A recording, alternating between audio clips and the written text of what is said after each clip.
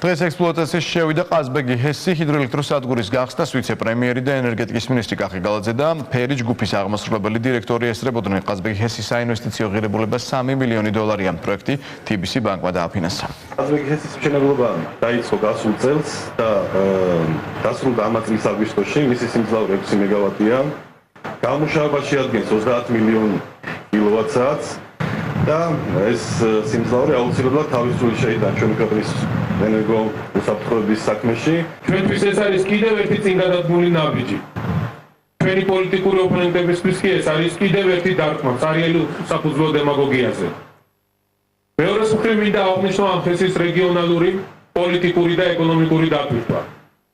მოგეხსენებათ ჩვენი მთავრობის ერთ-ერთი უმთავრესი პრიორიტეტი საქართველოს რეგიონების გამოცოცხლება და დიდ ქალაქებში ან თუნდაც უცხოეთში საშუალოზე წასული მოსახლეობის მაქსიმალური ხელშეწყობა, რომ დაბრუნდნენ თავიანთ სახკარს.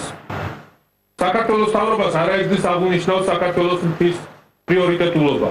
ეს არის ჩვენი ერთობლივი თანამშრომლობის ამ ჯგუფთან ერთად TBC ბანკის მეხუთე პროექტი, ჩვენ 4 პროექტის საკუთარ წარმატებულად განვახორციელებთ, ეს არის მეხუთე პროექტი და კიდევ აქტიურად მუშაობთ კიდევ ახალი პროექტების განხორციელებისათვის.